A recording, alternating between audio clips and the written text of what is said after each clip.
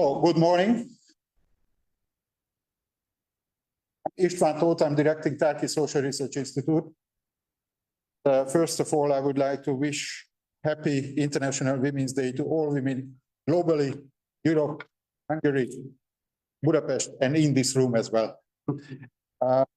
This is an event which is organized by Tárki in its work in progress series. It's a regular seminar where we share ideas, discuss papers, and we sometimes inform of full papers, sometimes inform of just half-ready papers. It's regularly Tárki and friends who appear on both sides as presenters and the audience as well. The aim of this seminar series is to have a scholarly exchange of issues that are important for us. Today is a very special occasion as we have the opportunity to discuss a book which is truly remarkable at the level of the world science, titled Visions of Inequality from the French Revolution to the End of the Cold War. The book here will be presented by the author, to whom I am very grateful that he accepted our invitation to Budapest. Let me introduce you to Professor Milanović, who is a senior scholar at the Stone Center on Socio-Economic Inequality. He obtained his PhD in economics from the University of Belgrade with a dissertation on income inequality in Yugoslavia. He served as a lead economist in World Bank Research Department for almost 20 years and a senior associate at the Carnegie Endowment for International Peace in Washington. He has held teaching appointments in University of Maryland and Johns Hopkins University, and currently he is also a visiting professor at the International Inequality Institute at the London School of Economics and Political Science. His books include many worldwide known books, bestsellers all around the world: The Haves and the Have-Nots, Global Inequality, and Capitalism Alone. And the latter one also appeared in Hungarian if you want to check it or read it. These are all receiving remarkable receptions in universities, research cycles, policy debates, and even everyday discussions.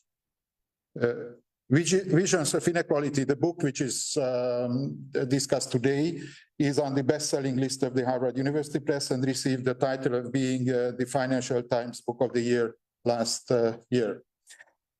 His presentation will be discussed by three distinguished speakers: Andrea Brandolini, who is with us on the online, Éva Fodor, who is here with us in person, and Nolan, who is with us also online. I will introduce them when they start speaking. And after that, when the comments will be finished, then we will open the discussion for, I think we will have something like an hour for an open discussion. So please prepare your notes and formulate your questions if you want. I think Professor Milanović will be happy to answer. So can I now ask Branko, the floor is yours, please. Thank you. Thank you very much, István. First of course, I would like to thank István and Tárki for inviting me to Budapest. It's really always a pleasure to be here. And then, of course, I would like to thank Éva, Andrea, and Brian for having accepted to actually comment on the book. So let me say, István has already mentioned the title of the book, Visions of Inequality. What is the objective of the book? So let me, well, before I go to the line, the objective of the book is actually to study how key economic authors have looked at inequality. As you will see in a minute, this is not easy because they don't really study income inequality as we sort of know it. They actually do much more of a study of functional income inequality, what economists call functional, which is inequality between capital, labor, and land. In other words, between the owners of capital, owners of labor power, and land. And similarly, they don't have like a subtitle, you would say section, which would be about, about income inequality or income distribution. So it's really basically trying to understand the logic and, of course, to follow the text of the key authors. Now, who are the key authors? Actually, this is an old slide, so I didn't put Quesnay here in the beginning. He's the first author in the book, François Quesnay, who wrote before the French Revolution and who is was considered like the founder of political economy with Adam Smith, but also the founder of the physiocratic movement in France. So here you have the list of, I think, important writers in income distribution. I start with Smith, who is in the book, obviously Ricardo, Marx, all three of them are in the book, then Pareto as well. You see the dates, actually the dates are the year of birth, then the year when the most important work was done. Actually, this is the blue dot. For example, in Marx, it would be 1867, the publication of Capital. For Ricardo, 1817, the publication of the Principles of Political Economy. And then I continue with Pareto, as I mentioned. Let me just go. After Pareto, the next one is Kuznets. This was, as I said, slide that I use in my class. And then you see this part there. I put Dalton and Gini because it was a part, it was the time of the early 20th century where really methodological developments were much more important than really the study of income distribution per se. Then we come to Kuznets, who is in the book. I also put there, as I said in my class, I teach Tinbergen, but he's not. I didn't include him in the book. And then towards the end, there are, Tony Atkinson and Thomas Piketty. Piketty is the only one, obviously, who is alive. Atkinson, fortunately, passed away in 2017.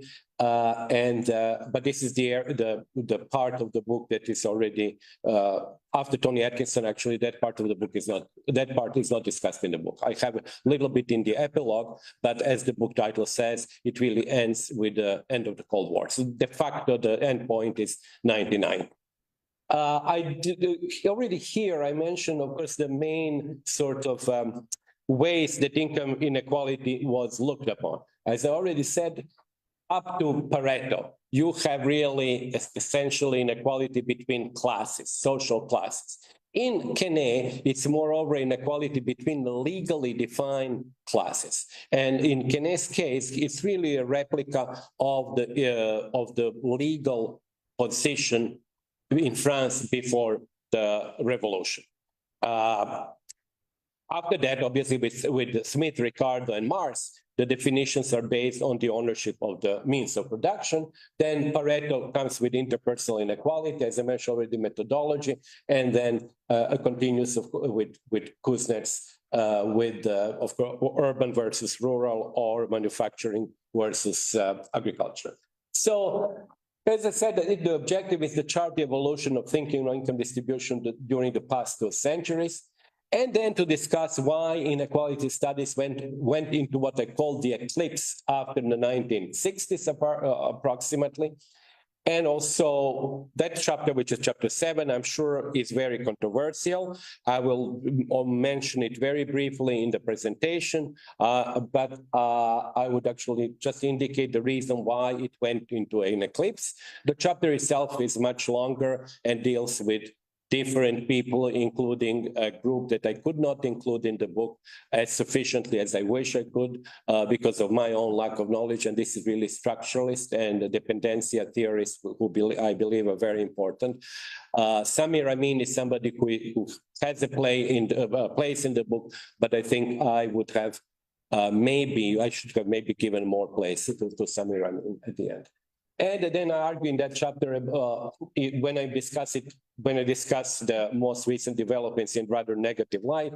I do that because I propose what I think are integrative studies of income distribution, or call it comprehensive, whatever you want to call it, which I think should have a very clear narrative, a theory, and empirical verification. It doesn't seem to be very much. It seems to be like commonsensical, but it is true that when you look at what really was done over the period of the eclipse, you'll find extremely theoretical studies, which are, in my opinion, are totally unrelated to reality, or you find uber empirical studies without much theory.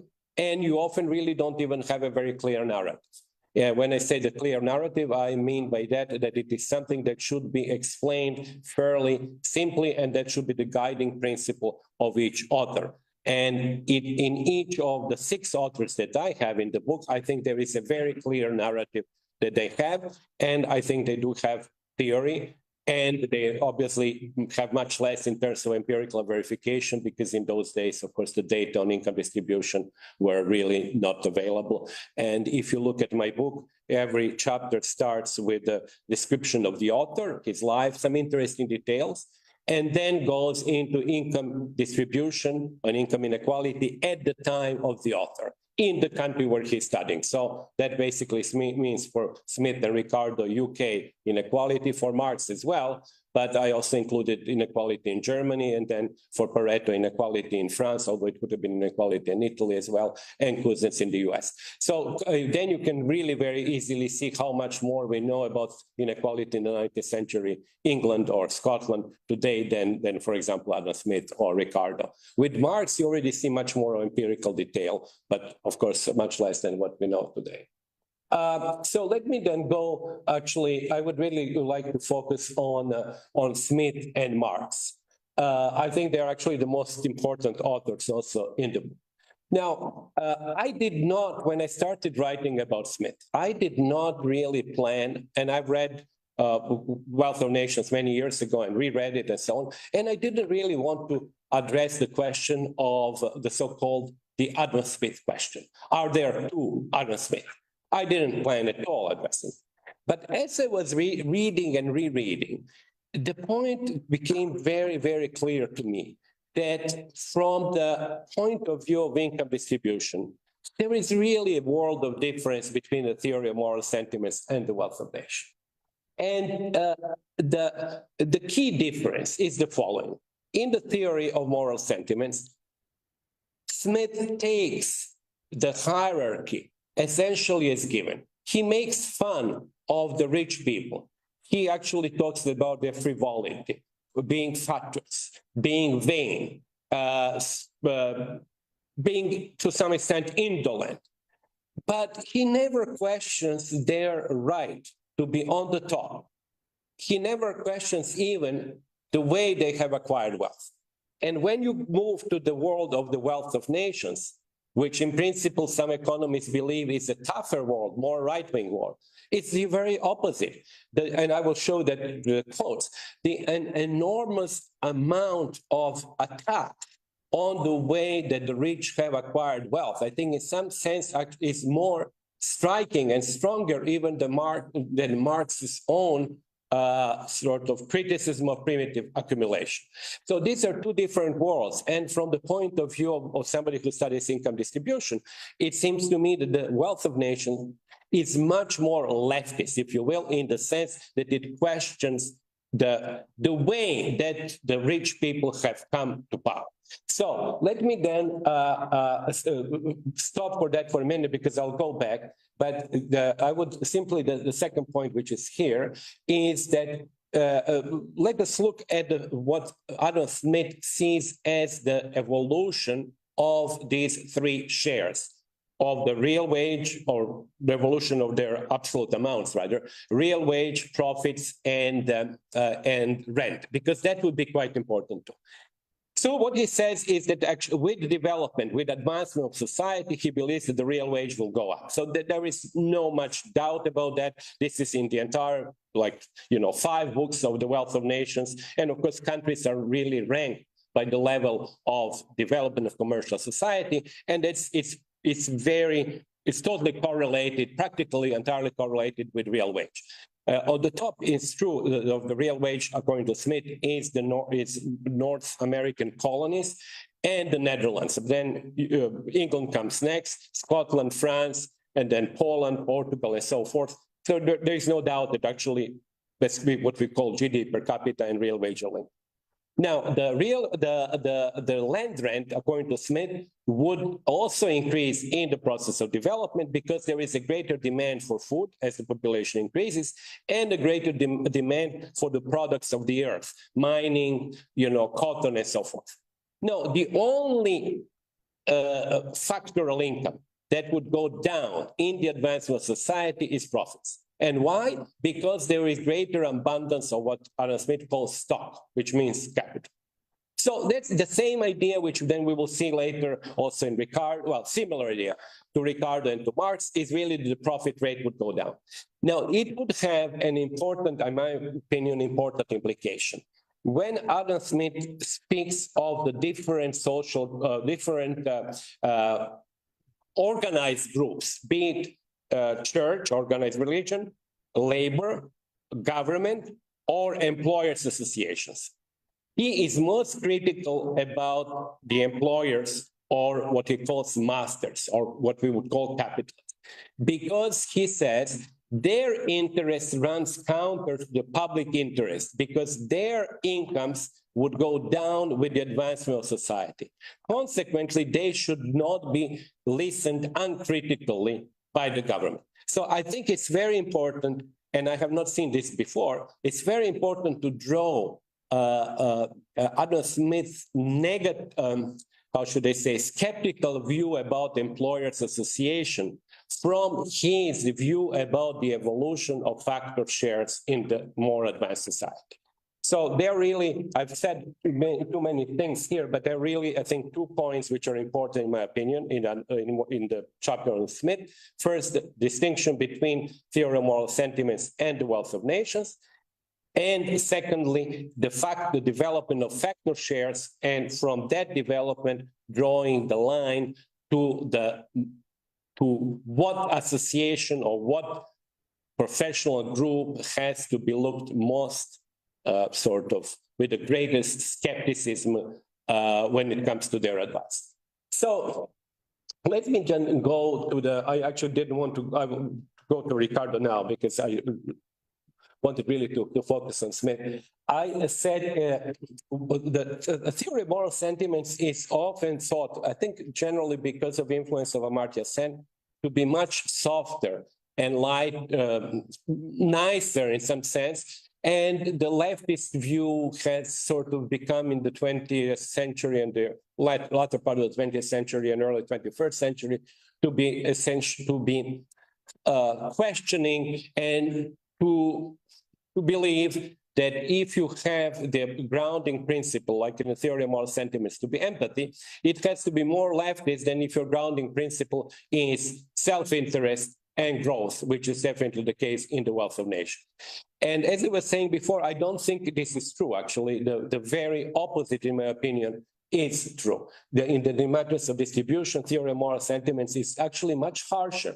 And it is harsher because I think also when the original theory of moral sentiments was written, Adam Smith just got his job. He was a moral philosopher. He basically had to create a work where manifest inequalities, obvious inequalities, inequities between people had somehow to be justified through the greater benevolence of the great maker. So in other words, there is this, I would say, tension or the attempt to disregard actual differences in income and wealth between people and to claim that differences in underlying happiness are much less, and then the divine will is seen in that the God did not forget the poor people. They're actually not very much unhappier than the rich people. They have greater security. They, as he says, they can actually send themselves on the road, like, you know, they have no worries.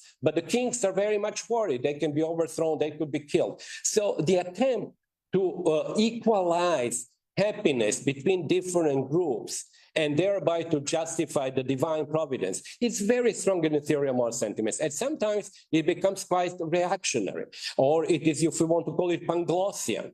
But none of that would be present in the wealth of nations, which is very, very tough and very realistic.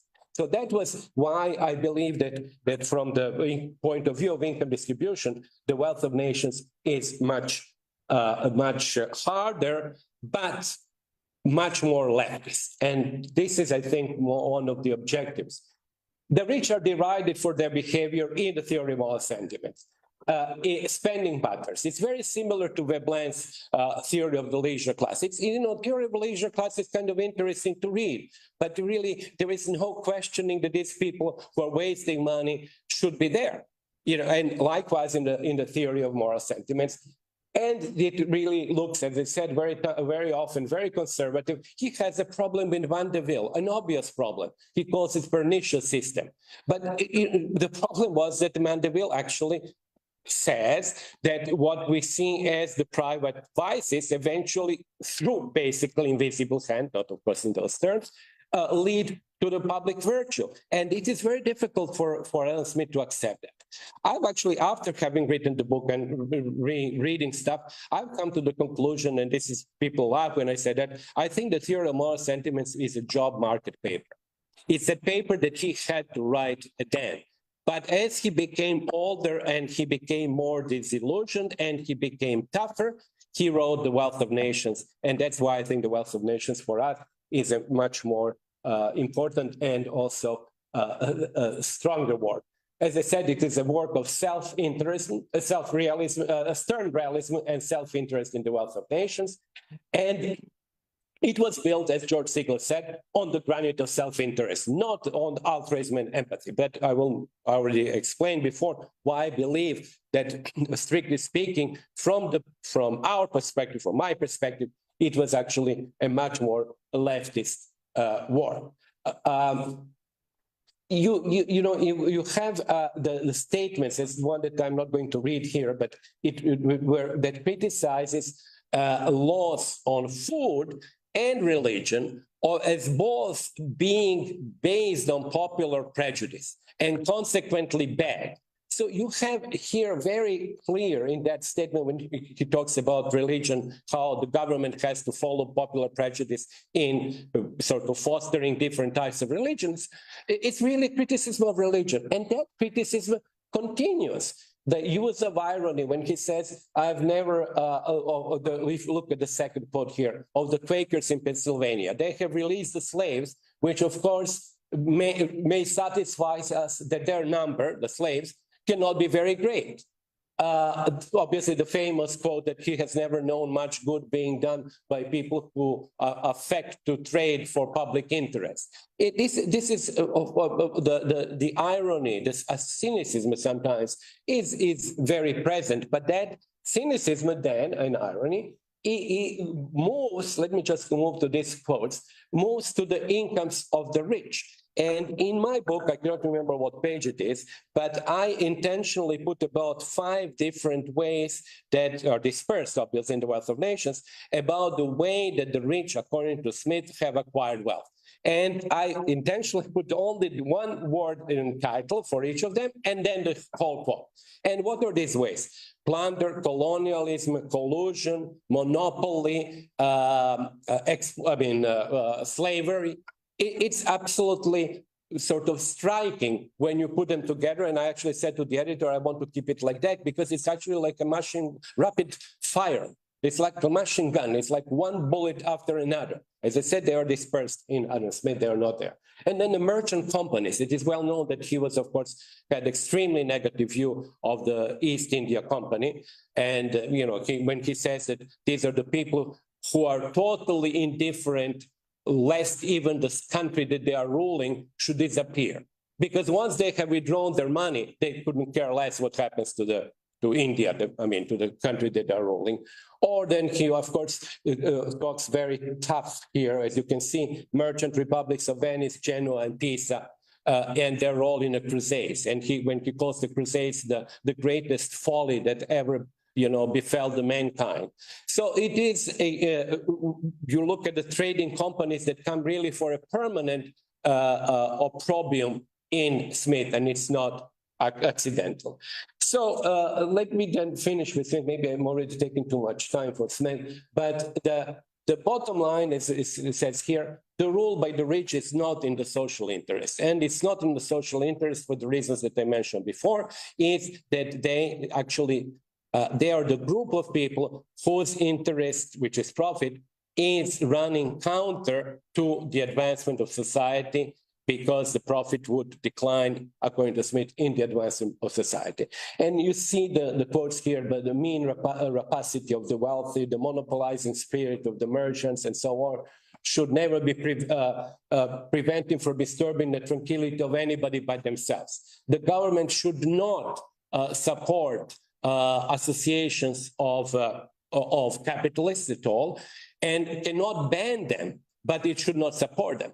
And what was also interesting, he says, of course, they have the advantage of smaller size and the ability to coordinate, which of course labor doesn't have, because labor is dispersed and there are many people. But capitalists are few in number. They can coordinate well, as the famous statement also says. They always meet in order to basically plot against the public interest, and in order to, of course, improve their own position.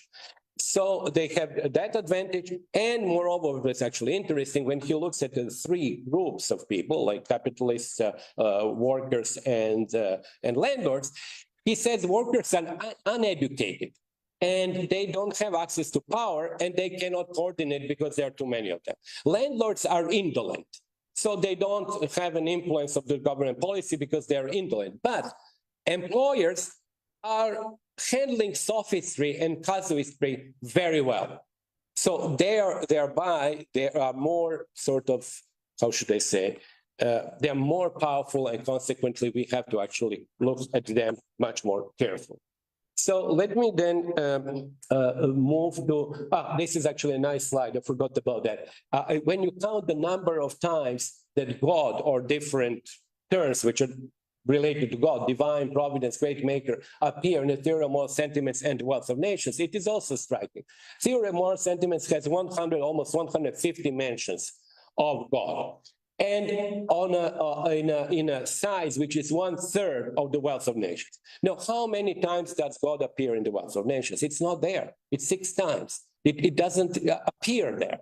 It is really a very different work.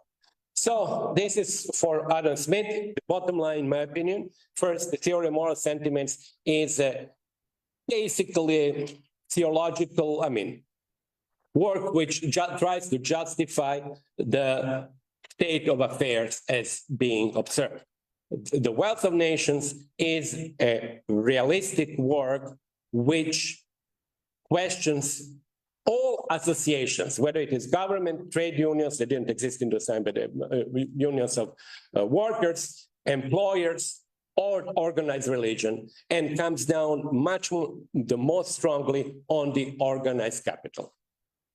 That would be, in my opinion, and that coming down strongly on organized capital is because of the way that the wealth was acquired, and because profit rates would go down in the development of society. Now, I think I should took too much time with Smith. Let me just go more quickly with Marx, and then I'll just conclude with chapter 7, 2 or 3 sentences. Marx, what I think actually, what is the contribution of the chapter is the following. Everybody knows, who has ever read any introduction of Marx, that Marx is being considered of having a theory of income distribution, which is the following. Immiseration of labor, which means reduction of real wages as the society develops, and the concentration of capital in the hands of the fewer people. Let's put these two things together from the income distribution side. That it simply means there will be increased inequality. There will be fewer and fewer people. There will be greater polarization. And the idea, for example, Henry Grossman had that very clearly. The idea was this will be the secular increase in income inequality. Superimposed on that, you have crisis of overproduction. And at one point, you would have such contradictions in the system that there will be the so-called breakdown theory. Now, I think that this is, how should I say, it's not entirely an accurate reading of Marx, because you do have some textual evidence, but that textual evidence is very weak, and I believe that it is in contradiction with the essential ideas that Marx had. Not that I claim that Marx had a theory of income distribution. I would actually show in a minute that there is no, in my opinion, deterministic theory. But I believe that immiseration theory is not the only acceptable theory that we can draw from Marx. And in my opinion, it's actually less acceptable than the alternative one. Now, the alternative one starts from the following fact. First, Marx did not believe in the iron law wages. So that we know. He has rejected Lassalle. He actually thought it was not his at all. He actually makes even fun of that. And what did Marx think about wages? So because I want to start the same way that I did with immiseration and concentration of capital. Let's start with wages first. First of all, there is obviously complex and simple labor in Marx. Consequently, there is wage inequality by definition at any point in time. Secondly, Marx, in a number of instances, shows the difference in real wage between societies at different level of development. There is a very nice table where he has England on top, he has Prussia and Austria next, and then second Prussia and Austria next, and then Russia on the bottom. So the ratio in nominal wages is 5-1 between England and Russia. In real wages, probably 3-1, because obviously the price level in England was higher probably than in Russia. So he's very much aware. He writes about wages being higher in more developed countries. He says the wage rate is determined not only by physiological needs, but by historical needs. So there is this moral historical dimension to the wage.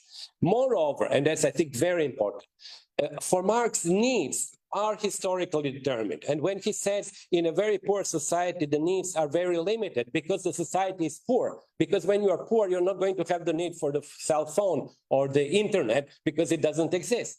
Consequently, both needs and real wage are historical categories. If they are historical categories, there is, I think, very strong argument to say that the wage would rise, real wage, in the process of development. Moreover, when we have these quotes, couple of quotes about immiseration, they are from the Communist Manifesto written when Marx was 29 years old, and we practically did not study political economy. So really, it is a very selective choice on that. Consequently, what I actually argue is that, well, I've already said all of this, actually, that the real wages were likely to increase with development. I will skip Marx's very interesting point that with increased organic composition of capital, or what we call greater technological development, you would have this skilling of labor, which is similar to Adam Smith. With this, I'm now going to a slightly different topic, but Adam Smith actually, when he speaks of workers, he actually said workers are very often stupid, and they're stupid in places and countries at the lowest level where there is greater division of labor. So, you know, that was interesting. Adam Smith is actually, he is the originator of the idea of division of labor, creating, actually broadening the market and creating development. And he says that division of labor leads to actually de-skilling, because people don't have time and energy except for the tasks that they are given. In Marx, a very similar idea that the organic composition of capital, which with increased organic composition of capital, you have de-skilling of labor. And one should not, maybe I should not go to this. One should not confuse, I think, the increased real wage in Marx with the decline in the share of labor. This is exactly what is happening now. We have, for example, in Western Europe, we have increased real wages in the last 20 years, but shrinking capital share. So there are three things there in Marx, which I think exist simultaneously, and that's one of the points of the chapter. Increased real wage, decline labor share, and the decline of rate of profit, despite the fact that the profit share is up. Simply, the rate of profit goes down because there is much more capital. And although the capital share is increased, there is the rate of return on a unit of capital is less. And these are, except for the third one, which I think we can argue that has not gone down, but clearly the labor share has gone down over the last 30 years in practically most countries, and the real wage has increased. So this is the, I think, the two developments which are consistent with Marx's idea. Now, I've already mentioned this, but I don't want to expand this. It's like the endless topic of the tendency of the rate of profit to fall. As you know, thousands of pages have been written on that. I take it as, I think, a reasonably accurate description in Marx. I take it as sort of, I accept that there could be, within the Marxist system, there could be a secular decline in the rate of profit. This is the formula. Then essentially, the whole point is whether the surplus rate or surplus value can increase at the same rate as the organic composition of capital. Now, organic composition of capital has no upper bound. You can have billions of capital per unit of labor, and rate of surplus value, actually, if you look over, I mean, at 8 hours or 10 hours of work, it does have some limit. But I will not go into that. I think actually you know, 3 chapters on that, well, there are 60 or maybe 60 to 70 pages have been sort of studied and restudied for millions of times. And of course, there are offsetting factors. This is discussed in the book. I will skip that. The offsetting factors, just to mention one, there are first 6 offsetting factors that Marx lists. I think actually about only 2 of them make sense. I think some are really made up. This is clearly written in a rush. Obviously, that was edited in the 3rd volume by Engels. And then there is, of course, increased concentration of capital income, which is actually, I think, totally consistent with Marx's own thinking. And then there is the role of the reserve army of labor on the wage side, which permanently puts the pressure on the real wage. So what is the bottom line, in my opinion, for Marx is the following one. We have both equality reducing and equality increasing factors. Equality reducing factors are the ones that I already mentioned, tendency of the profit rate to go down, and the increase in real wage. If I put these two together, obviously I get a reduction in inequality. But they are inequality increasing factors. The crisis, which is quite interesting, the creative destruction, are increasing profit rate because they destroy, profit rate is high profit over K capital. What does the crisis do? It destroys capital. Consequently, the denominator becomes smaller and the profit rate goes up. So it's actually an inequality increasing force. Expansion to the new areas of production, that's basically like Rosa Luxemburg did it, but except that I think new areas of production is broader than simply new countries or new sort of areas physically in the land area. New areas of production can be anything, like when you create new goods, as we are now witnessing, like every day, there is a new product.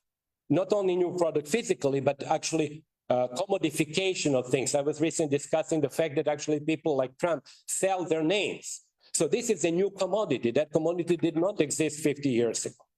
And then concentration of capital, which I already mentioned. What are the factors on the labor side which push inequality up? The pressure of the reserve army of labor, we already know that, and this killing of labor. This killing of labor as well reduces the real wage rate and consequently increases inequality. The last slide on Marx is actually the summary. You have, in my opinion, 4 different, you have 2 theories that can be textually based on Marx. One is the breakdown scenario, which I already explained, and the other one is the optimistic scenario with increased real wage and the decrease in the rate of profit. I think both of them can be textually defended by recourse to Marx. But then you can start combining, and these 2 other, polarized society and regressive society, are not in Marx, but they are easily obtainable by combination. The polarized society would be a society with a secular increase in the wage rate and concentration of capital, essentially the society of the top 1%, if you will. So that would be, as you can see, it's a combination. Wage goes up, capital gets concentrated. So one element from the increased inequality, one element from the decreased inequality. And the final one is the regressive society. It's immiseration of labor and a secular decline in profits. Now, what's interesting there, that society essentially is a society with a reduction in the value added.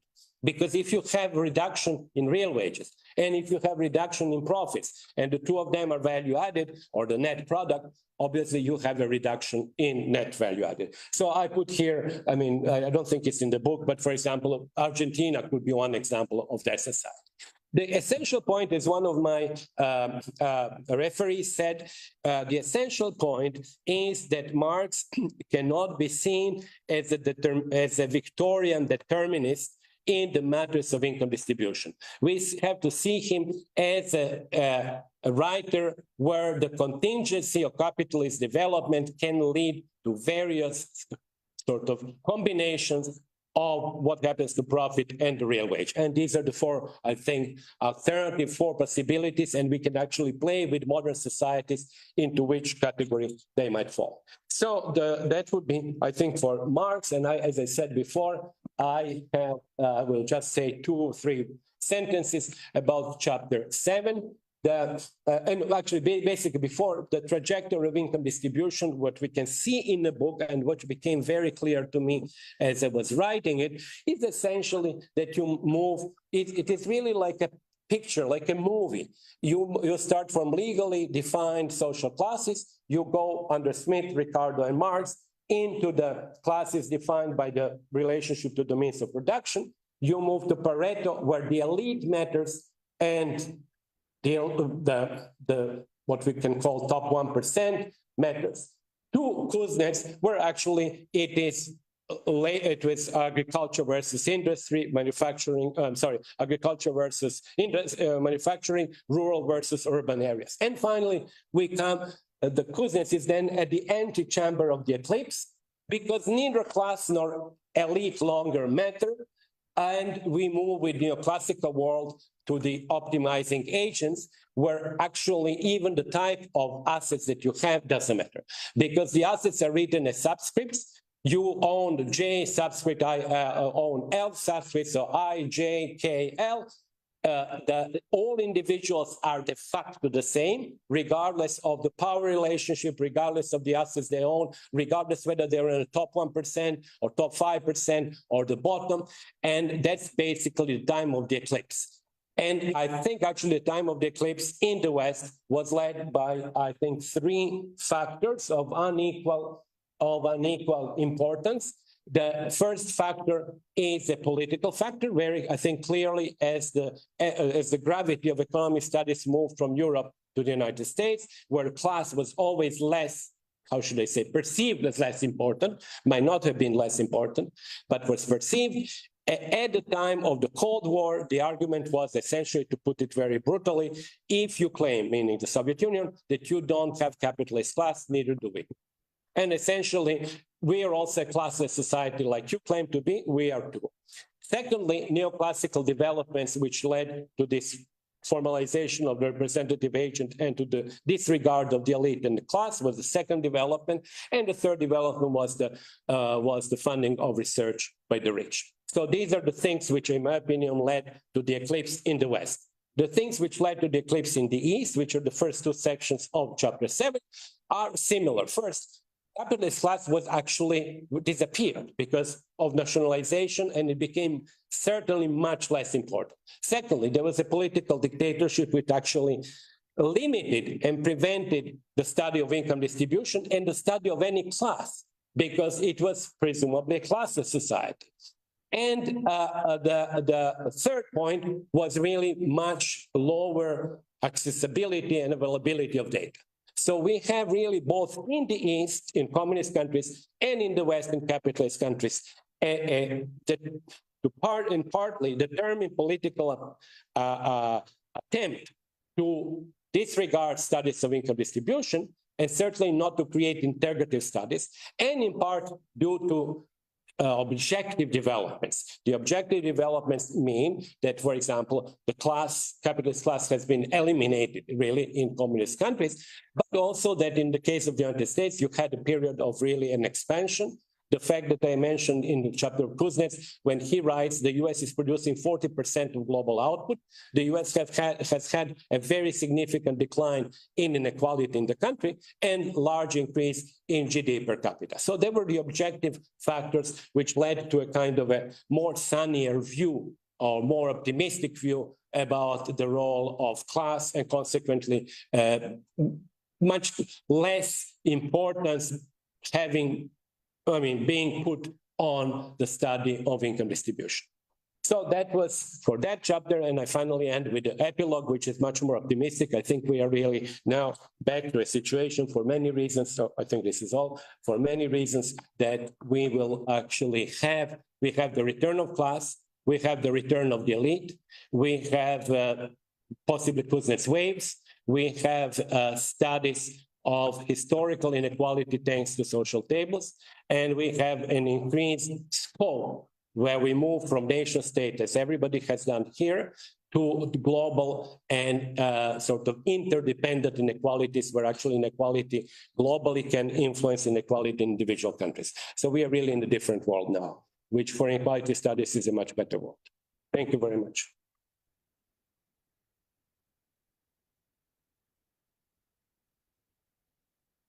Thank you very much. Now I suggest that we immediately jump to the comments. The first discussant will be Andrea Brandolini, who is Deputy Director General of the Economics and Statistical Research at the Bank of Italy.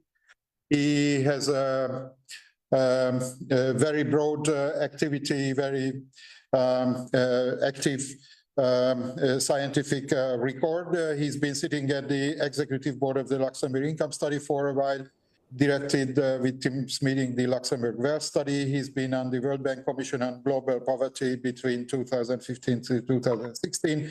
He chaired the Council on the International Association for Research and Wealth, Income and Wealth, and also sat in the Council on the Society for the Study of Economic Inequality. He's a fellow of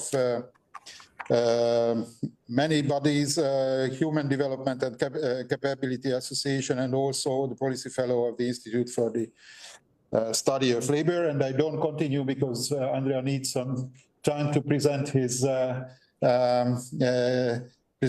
comments. So Andrea, the word is yours. Thank you. Can you hear me? Yes.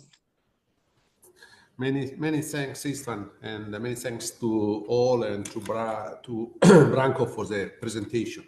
So let me first try to share my presentation.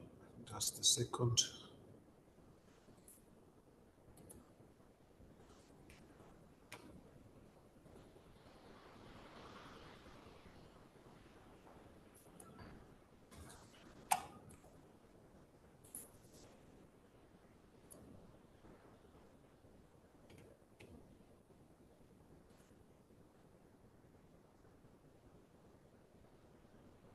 Okay, can you see the presentation?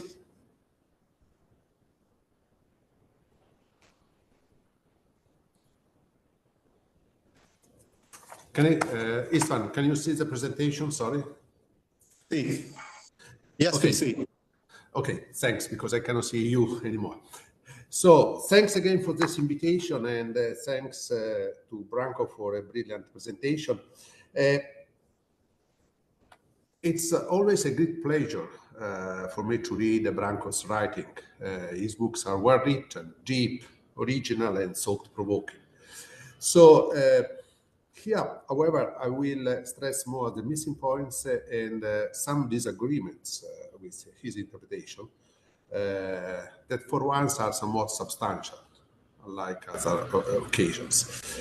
And let me focus on two, my view, crucial aspects of his books, what I call framing criteria of his books, Narrative and Choices. He stressed already one.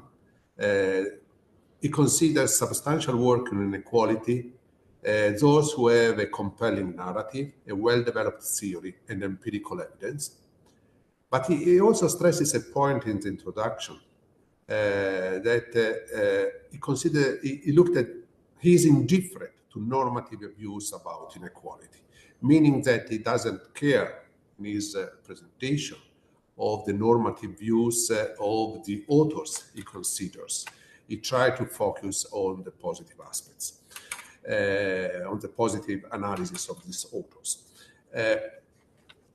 Unlike Branko's presentation, I will focus here. I mean, the book is 300 more pages long, so I selected some chapters that I consider more important from my point of view.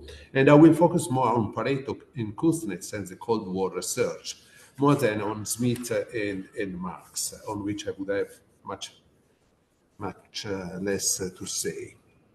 And so let me start from the point of the indifference to normative views.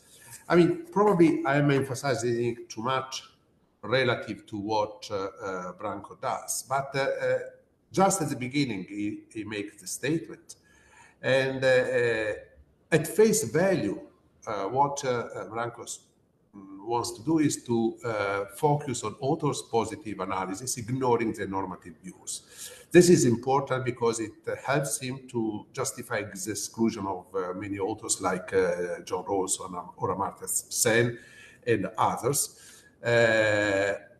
We could wonder whether this is entirely correct. For example, Amartya Sen's Poverty and Famine essays on entitlement and deprivation contributes to understanding how distribution works. It is not something that I would classify under the normative contribution of Amartya Sen, but that is not important.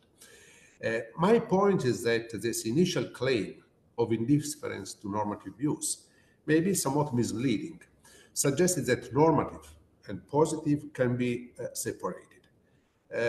This is not the case in my view, as they are intrinsically intertwined. And I think that this initial claim is a bit unfortunate and possibly contradicted by many passages in Branko's book. So, for example, at page 172, it says, inevitably, in these authors, we find a connection between what they believed were desirable economic and political changes and their own work. This suggests that a neutral social science and pure scientific inquiry is not within our reach. I totally agree with Branko here. The point is that it is a bit strange to stress the indifference to normative views and then all along the book to emphasize the interaction between normative and positive. And again, I take Pareto. Pareto is a perfect example of this. And that is what Branko writes. There is a constant tension in his writing between very clear statements that the distribution cannot be changed and quasi-legalistic wordings that water this down with careful caveats. The qualifiers are never sufficiently numerous or strong, however, to overturn the prior suggestion of the immutability of distribution. That is an important point, and the immutability of distribution is important for Pareto, but it seems to me that this implies that normative dominates positive. And again, let me turn to Kuznets on this point to make an additional point that the normative aspects is not only that matters, is not only the aspect, the normative views of the authors, but also the way in which the results are read. So, for example, when we look at Kuznets, his work on the share of upper income groups is absolutely crucial for Kuznets, and Branko to explain the downward part of the Kuznets curve. And Branko is fully correct when he stresses that Kuznets had in mind the US experience in writing in explaining his famous curve. But the political meaning of Kuznets' downward section is absolutely important, and that is stressed by Branko, and he reminds, as Arthur Burns defined this as a great social revolution of history, the sharp fall in inequality in the United States after the Second World War. Let me take the full quotation: a transformation that has been carried out peacefully and gradually. That is crucial to understand the meaning of this great social revolution of history. And let me go to what I consider an even more remarkable part of the Burns reading of Kuznets' result. It is the conclusion. this piece by Barnes was written as the annual report of the NBR, so it was a purely academic meeting. It was not a political meeting. And the conclusion of Arthur Barnes was that much of today's thinking runs of necessity along military lines, but the struggle between the Western democracies and communism is basically ideological, and we must not allow its military aspect to obscure this fact. And then to strive for peace in the world, for justice in distributing incomes, for higher living standards, for security of job at home, for protection against the ravages of disease and old age, these are natural expressions of present-day culture. So I'm quoting this and referring the other citation I briefly made, just to stress the point that indifference to normative views when in talking about income inequality is a very unfortunate term, as I said before. Now let me move to the second point that was stressed by Branko even in his introduction today. A good theory is a good contribution to income inequality is one that has narrative theory and evidence. That is brilliant, absolutely brilliant in the way it is shaped and in the way it frames the entire book. But then one needs to ask, what does theory mean? And here it is an important point because Branko has in mind a grand theory of the major forces that shape inequality change. Now, there are three aspects here that matter. First, the grand theory. Again, I stress Pareto and Kuznets. Pareto's theory of elites and Kuznets' structural change are a good example of grand theory. So major forces that change the inequality. But can they explain how total income is distributed across people? How does Pareto's theory of elites shape income distribution, and why does immutable income distribution serve it well? That is something that is more or less claimed by Branko, but not discussed. So what is the relationship between an immutable income distribution and the theory of elite? So the grand theory is important to understand income inequality, but is not enough. The second point, and that was stressed by Branko in his presentation, is that the focus is more than what shapes income inequality, is what drives inequality changes. I read here, this is not said explicitly because in the book it is something not so explicitly written. It was much more explicit in the presentation by Branko. But the interest of Branko is on forces that cause distribution to vary, not, as I said, on factors that shape distribution. This is important. I will go back to this point in a minute. And the third point is inequality of what? Throughout the book, the concern of Branko is with income, perhaps wealth. But we could discuss for long which income, and Branko is absolutely aware of all the many dimensions of income inequality that matters. But let me just remind you here one point. When Pareto discusses immutable income distribution, he has in mind the distribution before taxes, because those are the data that he has. Because at the time redistribution was almost irrelevant. But then there is redistribution and there is a disposable income distribution. So redistribution is something that is entirely missing from the picture.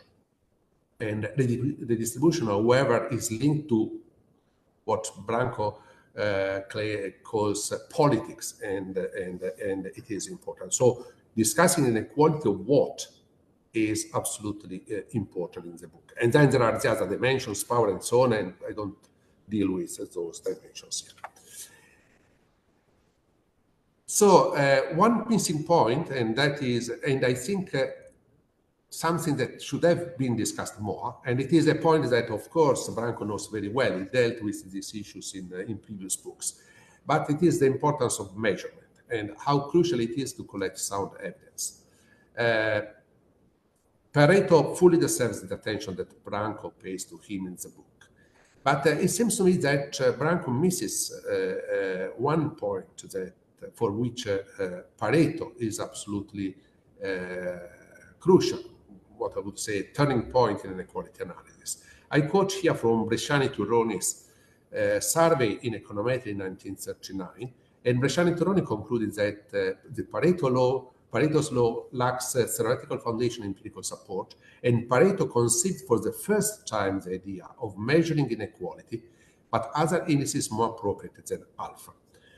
This is important because Pareto paved the way to search of inequality indices and put the Gini index that Branko and myself like so much, and many other indices, would them exist without Pareto's alpha. So that is why Pareto is crucial, much more than for the shape of the Pareto distribution. That is, after all, an important contribution, but just a statistical. But the idea of searching for an inequality index is absolutely crucial. And the second point is that Pareto was the first to make income inequality an active empirical research field. This should not be undervalued because probably income inequality was one of the first topic for a substantial empirical research field worldwide. And that was in discussing the Pareto's law. And it is interesting that Econometrica, that was founded a few years before, published in 1939, this annual survey of statistical data. It was only the second in the series, and that was devoted to income inequality. Now, let me conclude now on the grand theory. And here is where the disagreement is very important with Branko. I quote Tony Atkinson because Tony was a friend, I was a co-author, and of course I cannot agree with Branko's judgment of Tony's contribution. I don't think that what Branko says of Tony, that he had this unrelenting criticism, is correct. And I take just an example. This is just the conclusion of a paper that Tony wrote in 1981 on the inheritance and the redistribution of wealth. It is an essay in honor of James Mead. I take this as an example of the different view. This is what I mean, grand theory versus explaining income distribution. Tony wrote, one of the principal points of this chapter has been to bring out the interrelation between different factors influencing the distribution of wealth. The influence of marriage patterns depends on how estates are divided. The impact of the division of estates depends on the process of accumulation. The conditions of aggregate equilibrium have implication for the behavior of the distribution. The inheritance of wealth may facilitate the enhancement of earnings potential. The accumulation of capital may in turn depend on earnings and expected earnings in the next generation. In view of this, it is clear that one should be cautious in drawing conclusions about the impact and policy instruments without a complete model of the distribution. I could quote many other pieces of from Tony Atkinson's.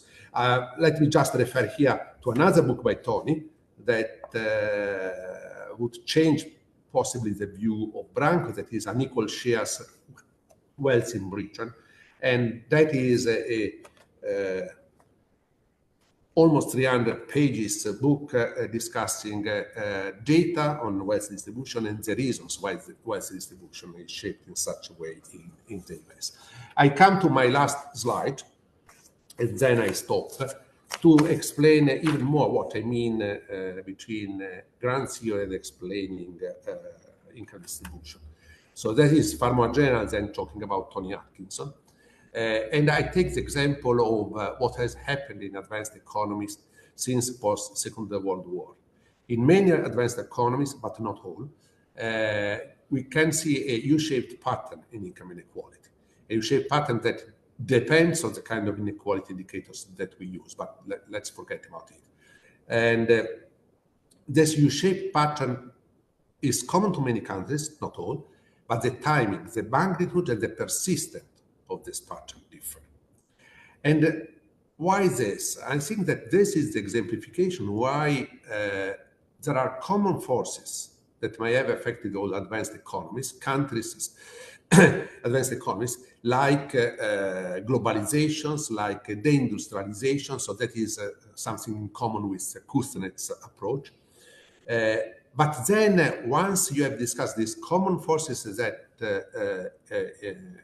give long-run trend and to the income inequality changes, then we have to go much deeper into the country's circumstances and the policy choices that have led have led nations to have distinct national inequality patterns. And here, what is crucial is the tax benefit system, because these are an example, and I'm going back to the distribution of these policy choices, but not only. So all regulation policies are relevant. Now it is common to discuss the pre-distribution. I would prefer to call it distribution of primary incomes, but regulation matters a lot. So to explain changes in inequality in modern societies, possibly in the past, but I'm less knowledgeable about the past. But in modern societies, you needed to go into the intricacies of all these different factors. And politics is something behind that, because changes in regulation of the labor market, for example, have much to do with politics and have much to do with what economists suggest. But the grand theories discussed by Branko sometimes are not helpful enough to understand what is happening and what is going to happen to our countries and to the inequality in our countries in the future. And I stop here, and thanks again for allowing me to discuss this beautiful book by Branko. Thank you very much, Andrea. I'm asking, Branko, would you mind if we go further? Yes. And then you can respond to. So the next commentator is Éva Fodor, who is professor of gender studies and is currently a member of the CU's senior leadership team as prorector for teaching and learning. She has a PhD of sociology from the University of California.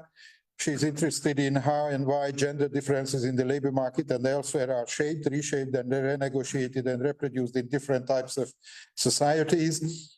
Her recent book on gender regime and in anti-liberal Hungary describes the introduction of what she calls care-fair regime in Hungary after 2010. So the floor is yours, Éva.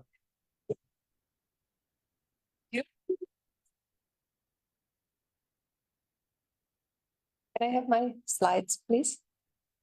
We're going to change tack a bit. I'm a sociologist and not an economist, so I will be talking from the point of view of a sociologist. I'm also the only woman on this panel, and today is the International Day of Women. And I teach in the Gender Studies department. And my research is mostly on gender inequality in the labor market. So all this combined, I felt it incumbent upon me to talk about something that's relevant. So happy International Women's Day. We already heard this. Maybe I should add that the International Women's Day, at least the myth is that this is in celebration, or initially in celebration of a strike organized by textile workers, women textile workers in New York, who were demanding higher wages, which was not altogether surprising because they made exactly 45% of men's wages.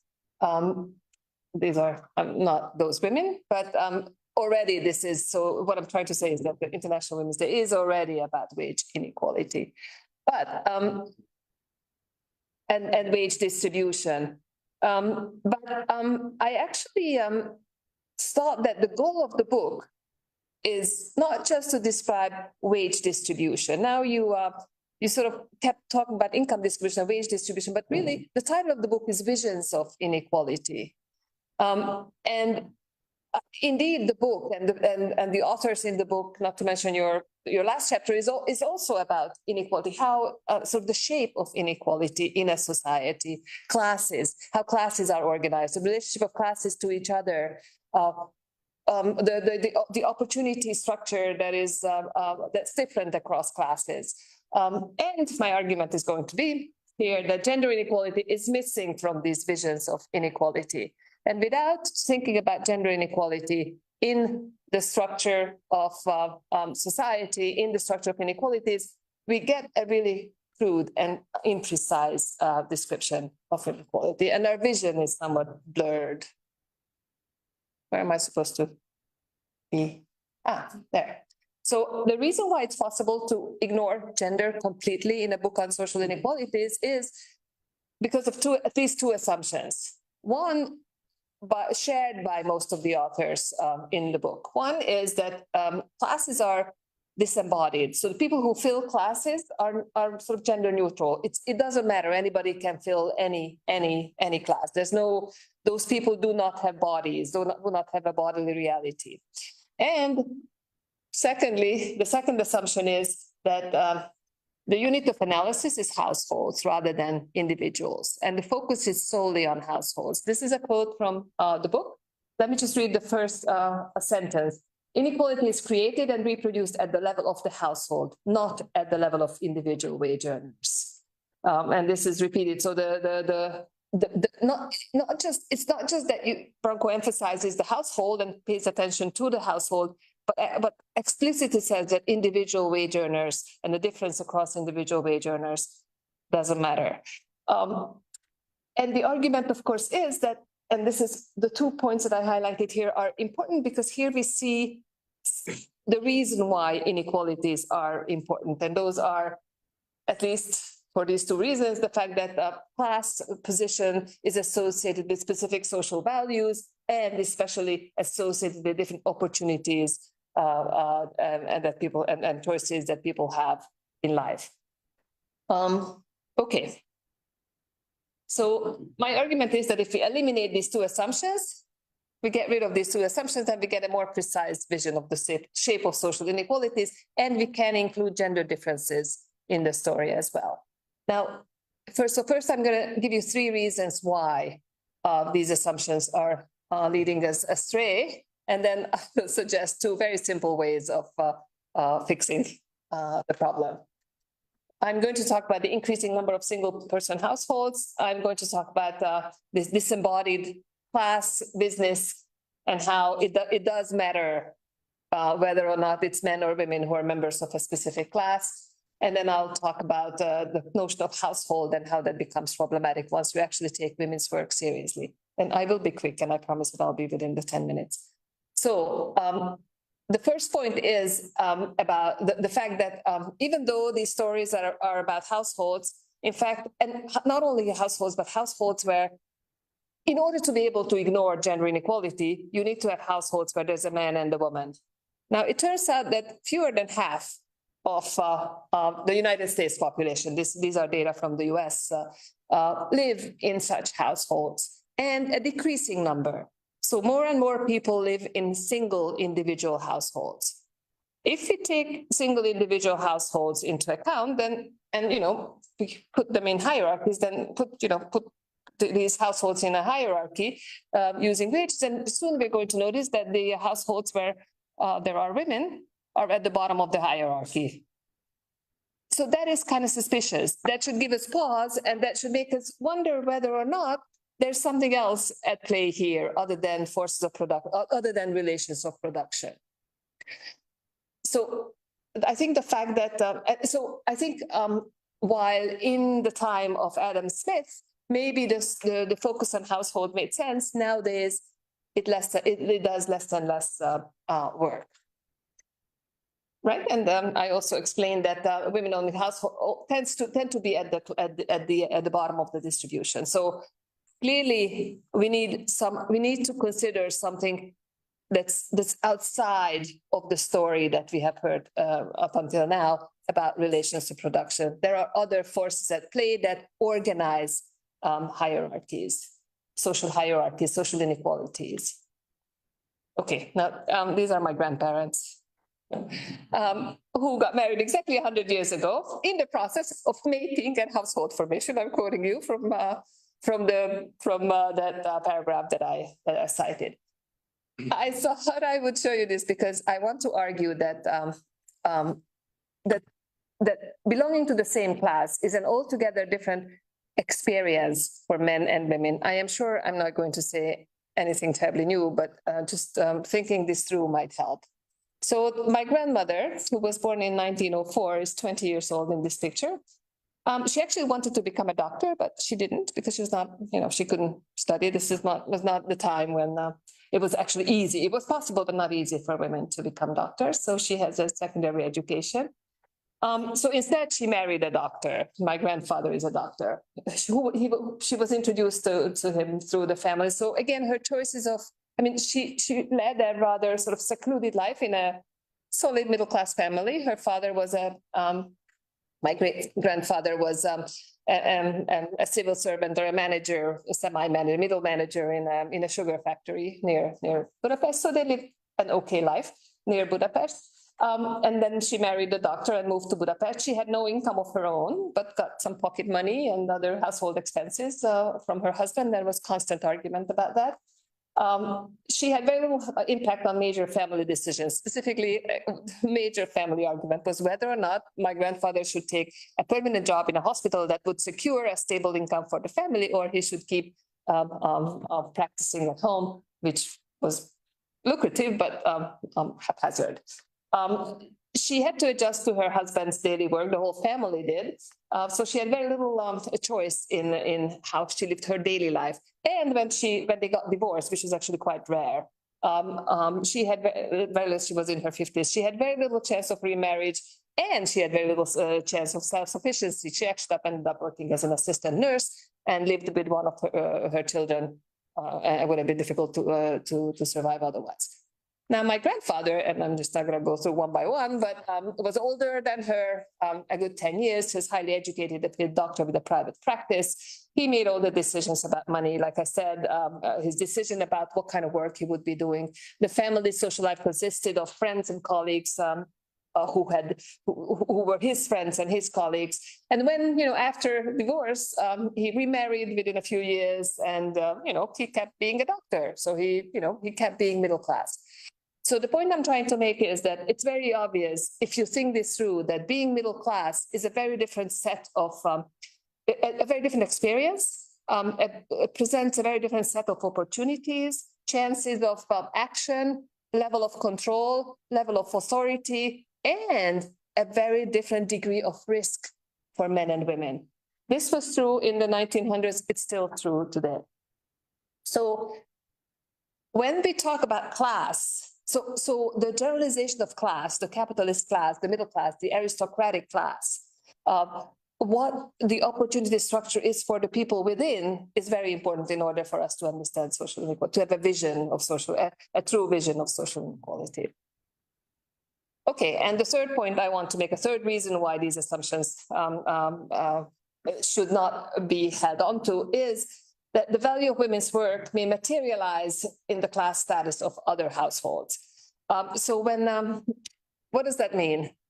We typically think of the class status of a household is determined by the wages and the resources that that household possesses.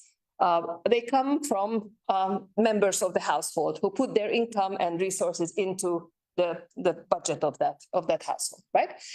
Except for the fact that women do a lot of unpaid care work.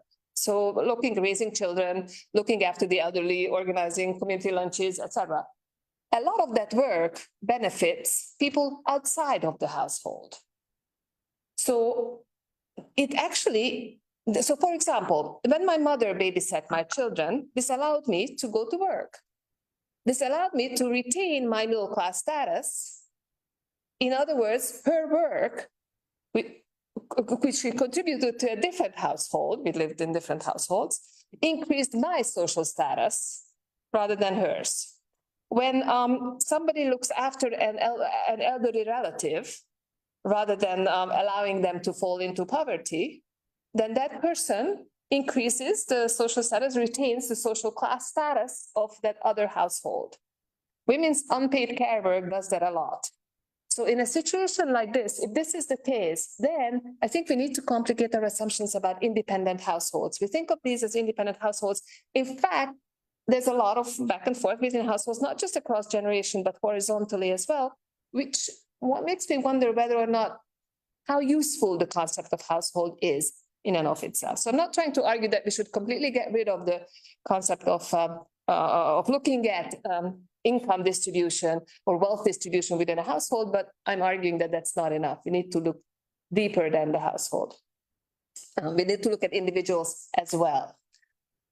Okay, and I'll be quick. So what to do about it? And this is to continue your optimistic trends for the future. You said that there are 3 trends, and I want to, which you just listed here. So I want to suggest 2 more that I think would be very important, would be particularly important in order to be able to integrate other types of inequalities into our vision of inequality in a meaningful way, in a way not to dilute, in a way to really explain those grand, to refine those grand theories and to refine the narrative that we have that's more immediate to what's going on.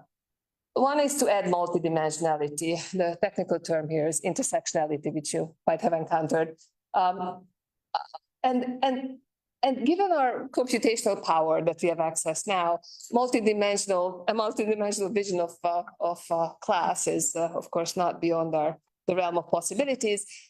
So that's why I would argue to look at, household things at the level of the household, but also at the level of the individual. And once we include gender as a dimension, or there are lots of other dimensions, of course, that can be included, visualized, etc.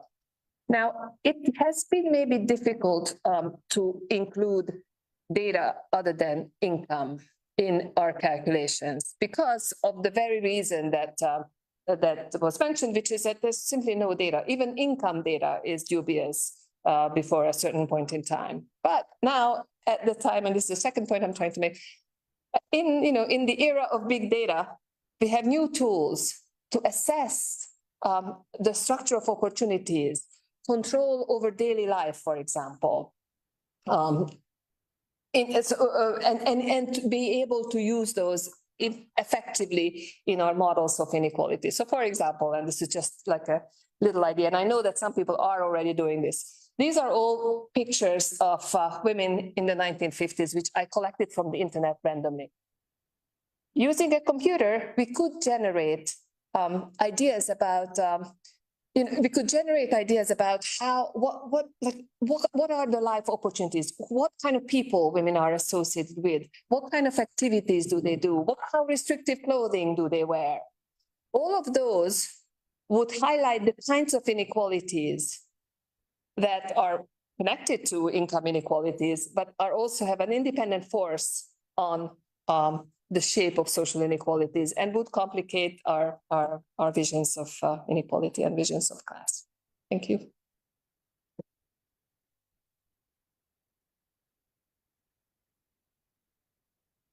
Thank you very much, Éva. And now we move immediately to Brian Nolan, who is a professor of social policy at the Department of Social Policy and Intervention and director of Employment Equity and Growth Program of INET. And he's a senior research fellow at Nuffield College. He's an economist by training with doctorate from the LSE. And his main areas of research are income inequality, poverty, economics and social policy. He's been authoring a number of books like chapters in, or editing a handbook of economic inequality, chapters in changing inequalities in rich countries, analytical and comparative perspectives, and children in austerity, the impact of the Great Recession on child poverty in rich countries. Some of these we've been co-authoring or co-editing with Brian, and so I have to tell that it was always a very easygoing, it was always joy, and it was always very efficient to work together. So I expect that we will receive very insightful comments. Brian, it's yours now, the floor. Thank you very much, István, and thank you very much for the opportunity to join this very interesting discussion on a fascinating book. I in the interest of time, I'm going to make my points verbally rather than through the slides that I could be showing you. But looking at the time, I think I'm going to be prioritizing being quick.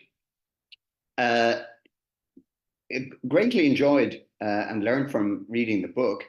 I guess I'd make a couple of points about the way it deals with the material, first of all. And one is that we go straight from Ricardo through what could be considered outliers in terms of mainstream economics, Marx and Pareto, all the way to Kuznets. And quite a lot is assumed or left unsaid about the development of neoclassical economics and how we got from Ricardo to DSG modeling. And I think while that wasn't to be the focus of the book, it's sort of the dog that doesn't bark is the very limited role that thinking about inequality plays in mainstream economics right through the neoclassical period and up to the period that Branko characterizes as the eclipse. So I think there may be quite a lot is being assumed there, if you like, in terms of knowledge, and in some sense, explaining why the dog doesn't bark is almost as interesting as concentrating on the very limited number of barking dogs, if I can overuse that metaphor. Turning to the framing, I think Branko very helpfully and correctly places a lot of emphasis on the shift from thinking about or presenting and analyzing in terms of economic classes to thinking about and ranking in terms of either income or a broader income and wealth type of concept. That shift has been fundamental, and the role he brings out very well, the role that Pareto played in that shift, which was it certainly added to my knowledge. I think one thing that we come away from the book perhaps thinking about and relating to what Éva was just saying is how much is obscured as well as how much is revealed by starting from a ranking that is in terms of income or indeed wealth, and in some sense letting class drop out of the picture as well as what happens within households. And my comments don't relate to the discussion of Smith and Marx that Branko concentrated his own input on. Instead, and either helpfully or unhelpfully, they concentrate on what he has to say about disappearing inequality and why inequality went into what he calls an eclipse over a lengthy period in the second half of the 20th century. Now, I guess just say a couple of things about this. It isn't obvious to me when the eclipse is regarded as having happened and relative to what.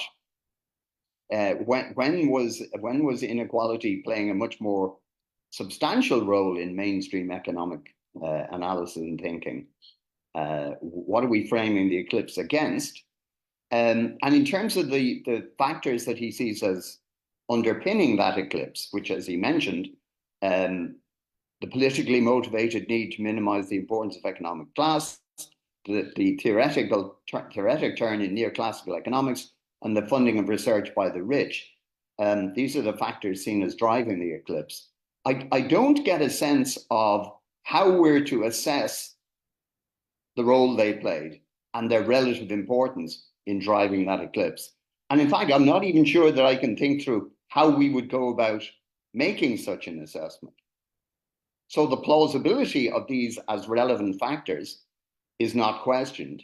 I wouldn't question it, but how we're meant to assess just how important they were relative to other factors and each other is I think pretty challenging. And one particularly interesting issue, of course, for an economist is what drove the turn in neoclassical economics towards more and more technical, theoretical, and very specific theoretical framings.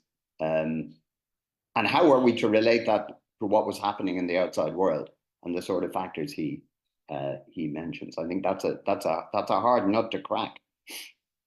And maybe we have to think about the role of the economic context even more centrally. He does, of course, mention it, but this was, of course, a period when inequality was declining, the labour share was rising, and real incomes and living standards were improving. So to what extent do we have to go much further than that to think about why interest in inequality might have gone into the background? During the eclipse, I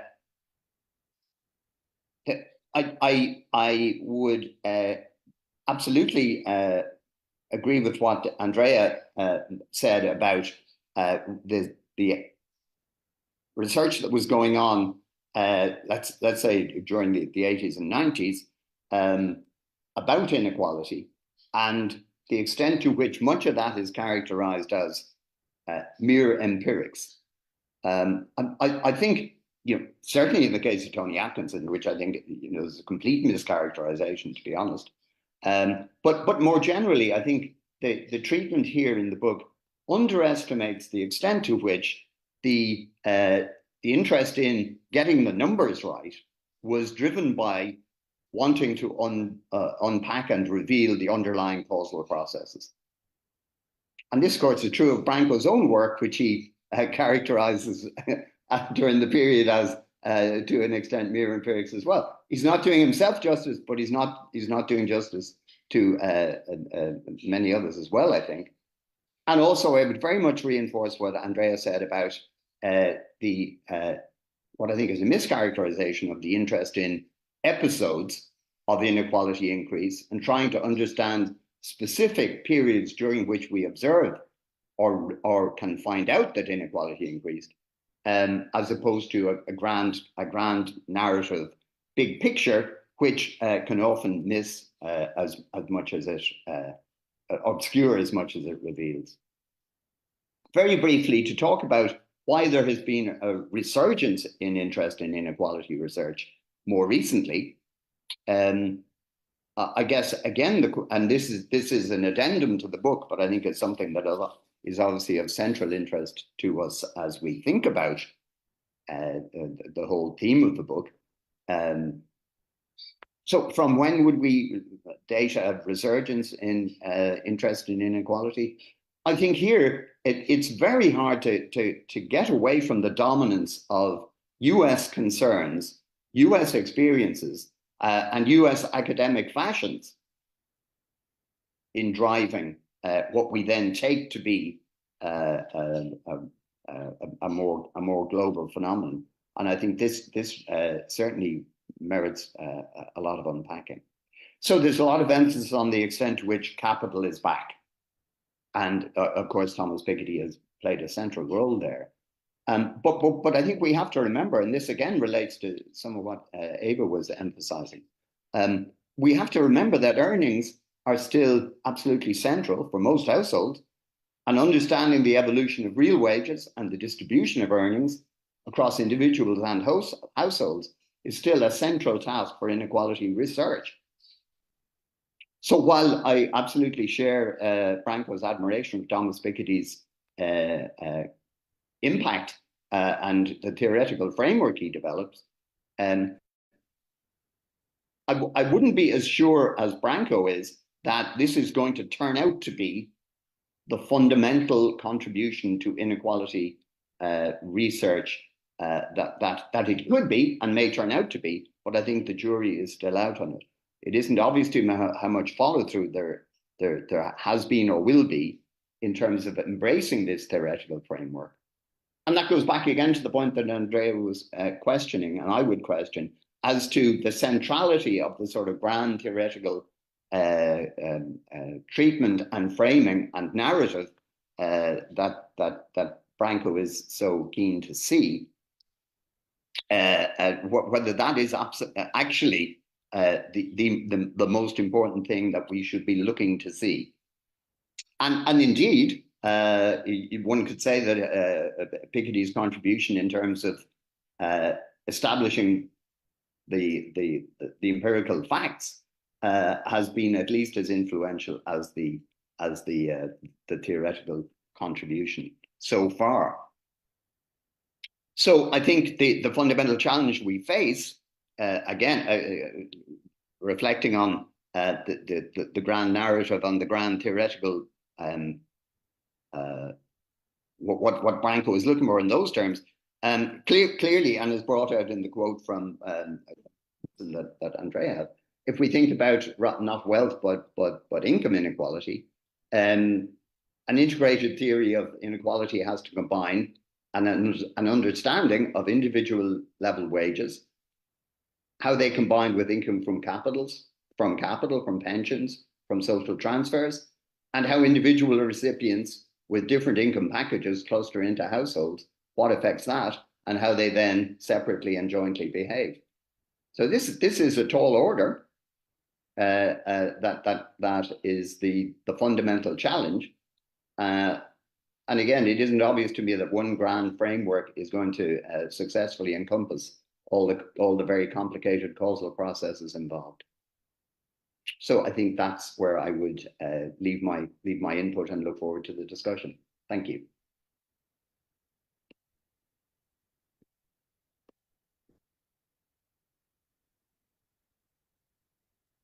Thank you very much, Brian. Now I just would like to make a little add. The book looks like that. Okay. Can you stream also? Okay, so the book looks that, and Tárki invites you for a 25% discount if you want to buy it, because we agreed with the booksellers workshop, which is just around the corner. For all those who receive the link from me, for those who registered, they will be getting a 25% discount.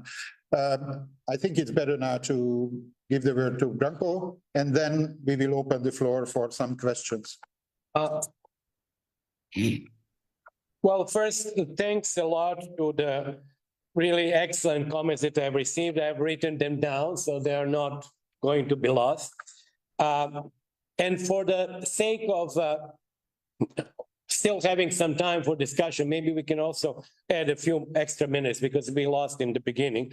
And I will also, for the sake of time, will not answer individual individual commentators. So let me just make two broad points which actually encompass comments and critiques from, I think, all three commentators. The first one is really the tension or maybe disagreement between the need for what I call integrative study, which means it is actually what Brian called grand theory. It is not exactly the same because the grand theory needs to include also empirics, versus the episodes. I think there is a philosophical difference. I believe that if we really limit ourselves to the explanation of episodes, we will never get very far. The episodes are very diverse. They are really diverse in time, diverse in countries, and this is good for individual studies, but we cannot depend only on episodes. That's a philosophical difference. The second philosophical difference is a point that was raised by Éva, primarily, but also by Andrea and by Brian, is really at what level does inequality matter? In other words, the reason why I use the households, well, first of all, I'm describing what the authors have written. So they have not written about gender economics. And actually, I mentioned that they have actually also ignored race. Largely ignored race. So I cannot now sort of starting imputing things which are not there. But also, importantly, I think that actually at the current time, I think that the values which actually then are being reproduced are really household values. No, the household can consist of one person, absolutely right, and that's the point that Éva made, and I'm totally also in favor of studies of wage distribution, but I call them in the book in the last chapter incidental studies in the sense that they do not address the social reproduction in the same way that the households, whether they are single households, multiple members or whatever, do. So there is this tension there that as I said, I mentioned one reason is that because the authors do not discuss it. The second thing is where the reproduction of inequality takes place. And a final point, which is also mentioned by the commentators, but maybe in particular by Andrea in this case, is normative part. I explicitly said, as Andrea actually acknowledged, that the normative part, normative authors that are really based on normative essentially are excluded. They are not discussed in my book. There is actually another book which happened to be written at the same time by on political philosophy by a historian, Darrell McMahon, which actually does exactly the opposite. It starts with Judeo-Christian sort of approach to inequality, goes through Plato and Aristotle, and brings us all to the present identity politics. It's, I think, and we actually overlap in Smith and Marx. And but the authors like Sen, Rawls, Hayek, Rousseau would have been in the book had I really been concerned with normative. But for the others, yes, the normative does appear. Andrea is right when he quotes me in contradiction, but it's not a contradiction. I believe it's simply that the normative part, obviously for Marx mattered for Pareto, so I have to acknowledge that. But they were not essentially normative thinkers. Actually, Marx, when he looks at income inequality under capitalism, displays very little interest for that because the abolition of classes is primarily the primary aim in capitalism, not reduction of inequality. So let me stop here. And again, thank you very much to everybody. Thank you to Andrea. Thank you to Éva. And thank you to Brian. Excellent comments. I, of course, have written them down, and I might actually think of, well, maybe in another revision doing it, but the interesting idea which came to my mind with Weber speaking, actually writing a chapter on gender, personal gender relations with the 5 authors, like the book that who cooked Adam Smith's dinner, I believe, or what was the, they all had a fairly, how should I say, interesting relationship in that respect. Thank you very much. Thank you, Branko. And now I think we can open the discussion. Oh, no. Is there anyone from the commentators who would like to respond back? Do you see it, Abel? No? Okay. Then I suggest that we open the floor for comments, online or offline as well. Can I ask my colleagues to warn me if there is one from the online?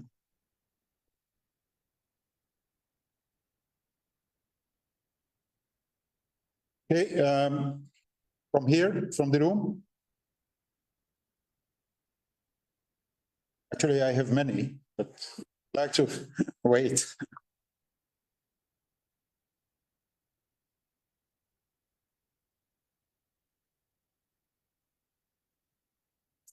Okay, I have, as I said, many, but I will first express my appreciation for the book and for the presentation as well.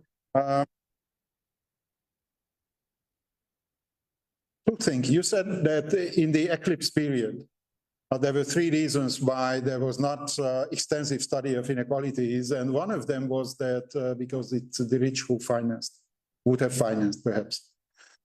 Now I see that now there is plenty of funding on inequality, actually very much concentrated in certain parts, in a few parts of the world, all funded by the rich. What happened? I mean, if you could explore something on that. The second is that I know that if you list 6 authors as the great thinkers of inequality, and there should be always choices made who is in and who is out. And I know that Samir Amin was mentioned in various places, but I would like to raise another name, and I would like to hear your opinion about that. So I think that what Tinbergen did, Jan Tinbergen, was to some extent a path-breaking thing. I mean, he raised the issue of the race between technology and education, and from that, a complete, branch of economics has been derived, and the most recent Nobel laureate Claudia Goodin also is in that that stream, I mean, the role of education and the role of the change of the technological platforms, which are very important. And I think that Tinbergen's contribution fulfills all those three, but I may be mistaken, all those three criteria. There is empirics there, there is theory there, and there is some narrative there, or maybe not in Tinbergen's word, but the followers or those who came after that. So I would like to hear your opinion about that. I mean, I read in another books of you put a more prominent place for Tinbergen. So that's the two, and I have many more. Okay, let me try to briefly answer that. Let me start with the second question, because to some extent it is also related to the points that Andrea made and also Brian. The choice of the authors is not driven by who are the most important authors in income distribution. It's really driven first by subjective view, I mean, authors that I liked and I read, but it's also by big authors in economics. And I disagree with Brian that Marx can be considered a sort of an incidental author. I mean, if Marx's influence is enormous. So I would rather say that actually people like John Stuart Mill are incidental authors. So I do think that there is a link, and that's very clear in the book, even a link between Pareto, and actually Brian said Pareto is also a sort of secondary author, but the link between Pareto, each of them is very clear. Kenney and Smith actually are the only two authors who met each other. Then Ricardo starts being interested in political economy through reading of The Wealth of Nations. Marx is totally dependent on Ricardo. As Schumpeter says, the only author who can be considered to have been a teacher to Marx was Ricardo. And Pareto starts writing Le Système Socialiste in reaction to Marx. So there is a very clear line there. And the only one which doesn't have that clear link is Kuznets. But as I said, I think Kuznets is with Keynes the most important economist in the 20th century, because his contribution was both in national accounts and in income distribution. In other words, in the first and the second moment of the distribution. Now, who could have been, yeah, I actually considered, Tinbergen is mentioned there, but maybe I was a little bit, and I agree with István that he could actually be said. He had empirical part, he had a theoretical part, and he had the narrative. I agree with that. I was just a little bit, how should I say, I thought that the emphasis on wages alone was not sufficient. So let me put it like that. And the person, as I mentioned, who actually, despite what he was not mentioned by anybody here, is Samir Amin. And I think the important part is that for the first time with dependencia theorists and structuralists, we see the global forces shaping income distribution in the country. You don't have that with any of the authors that I discussed. Suddenly, that was actually, in my opinion, the biggest contribution. And I have to say, for me, it is a bigger contribution than going through in myriad of data points in the 70s and 80s, distinguishing small details here and there, versus a real and important claim, which is also based on world system theory, that income distribution in the country may be reflecting the global forces. So that was for the choice of the authors. But of course, everybody is free to have a different opinion about the evolution of economics and the important authors. Now, why the rich are now funding? That's a very good question. I was already asked. The only answer that I can give sort of plausible is that there was a change in the intellectual climate. That change, and I intentionally don't discuss Piketty, but that change was actually brought by Piketty. And there was a change in intellectual climate in the United States, and there was now suddenly funding by the rich, but more importantly, willingness of young people to do dissertation and studies and use the data, which are really plentiful. Because 20 years ago, that was not the case. The best economists would run away from income distribution. They would say, well, this is really for, people who are interested in social issues. It is not really hard. I want to study financial economics and macroeconomics. That has changed. So there was a different ideological climate now compared to 20 years ago. And actually the book, as you know, stops at the 1990 intentional.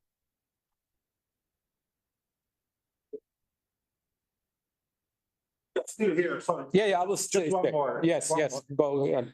If you compare the US and Europe, what differences you think in that respect and the climate of the research and income distribution? I think there has been also a change. Well, there was a change, but I think it also, for the eclipse, the role of the United States is important because, as I said, the gravity of economic work moved there. And it is true that ideologically, classes or inequality were really not considered as obvious or acceptable as in Europe. And that's why I say, actually, why do we have Latin America, in my opinion, as the only part of the world without the eclipse? Because inequality was so obvious, you could not be in Latin America and not see inequality. And secondly, they were not involved in the Cold War to the extent that Europe and the US were. So there is more, if you will, intellectual freedom. And that's why they created, I think, structuralism and the dependency. I think it's better if you stay here. And Yeah, I'll stay, and then there is a question.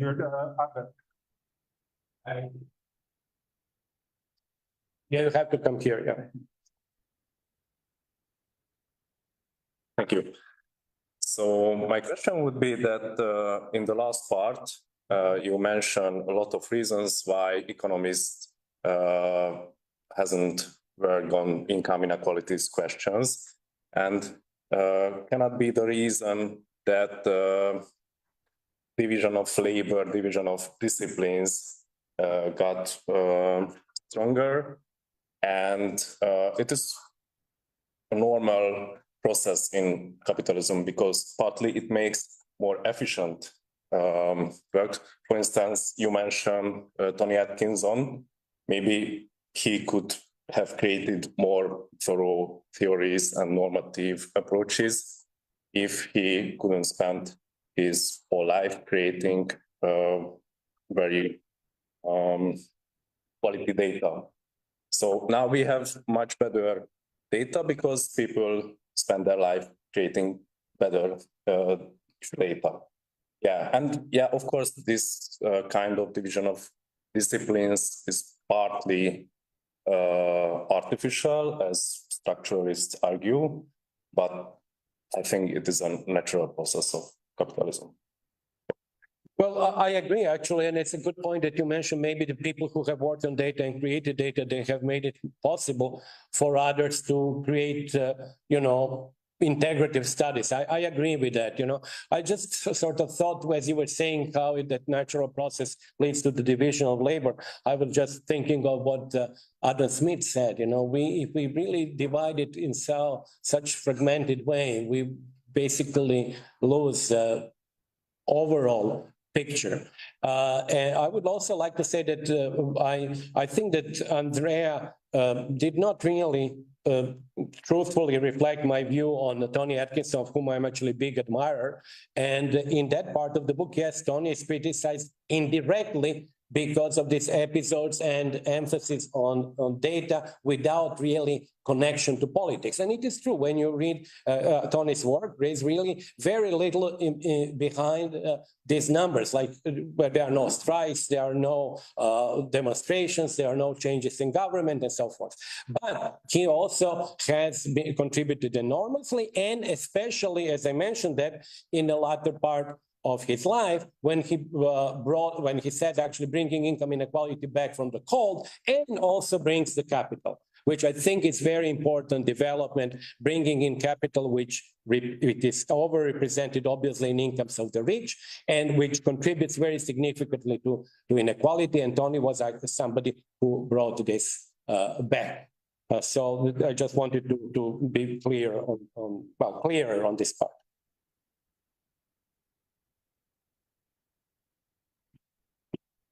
Okay. Maybe the commentators will say something. Maybe Andrea, you would like to respond? Brian. Just very briefly, Yeah. Sorry, Brian Nolan. just very briefly, I think this is an important point that I wanted to bring out in the comments I made about the emphasis that Branko puts on bringing politics into the picture. And I guess it's an interesting reflection as to why many economists steer clear of this. And perhaps because it's not always professionally rewarding, but also the extent to which there is again a division of labor, where, you know, at what point do economists stop and hand over the baton to the political scientists? And how much is it an obligation on those trying to understand income inequality or wealth inequality to bring the politics into the picture directly themselves, as opposed to relate what they're doing to those who are devoting their attention fully to studying the politics of it? I think that's an open question, and I wouldn't be as prescriptive as Branko is in terms of where that dividing line is. And just on a detail, but an important one, I didn't say Marx was incidental. I said he was an outlier in terms of the development of mainstream economics and how we got to where economics now is in Western universities. Nobody could think of regarding them as incidental, and I didn't. And maybe I forgot exactly the term that you used, but on the division between politics and economics, I think it's obviously an interesting point. It's also, again, a philosophical point. I think very often when I wrote that chapter 7, I thought of the expression, we will see the application of that. When Solidarność came in Poland, they called themselves self-limiting revolution because they knew how far they could go, so they thought we are self-limiting revolution. Actually, in the 1970s and the 80s, empirical economists, including myself, were self-limiting because we essentially said, okay, we would study the numbers, we will study the episodes, we would write, we will collect the data, all of that. I think it was a wrong decision. I think that political aspects is inseparable with inequality and explains inequality, and we should have been bolder. Thank you very much. I think since we are reaching the time slot, what we allocated, we've been allocated for this, if there are no urgent other, or maybe some questions from the, if there is anything from the audience, I mean from, no. So we were very persuasive. You see.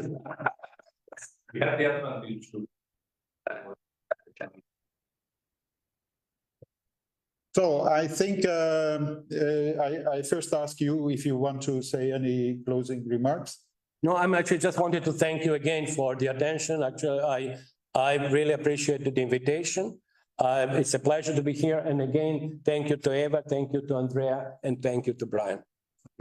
Éva, Brian, and Andrea, do you want to say something at the end? Éva, not?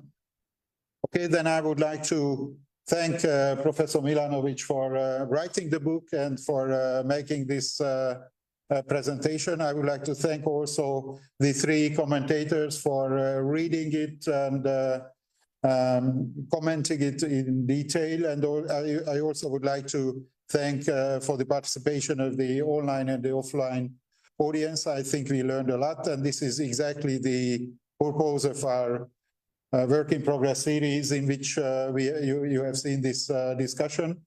And yeah, thanks again. And I think we can give a huge appreciation. Okay.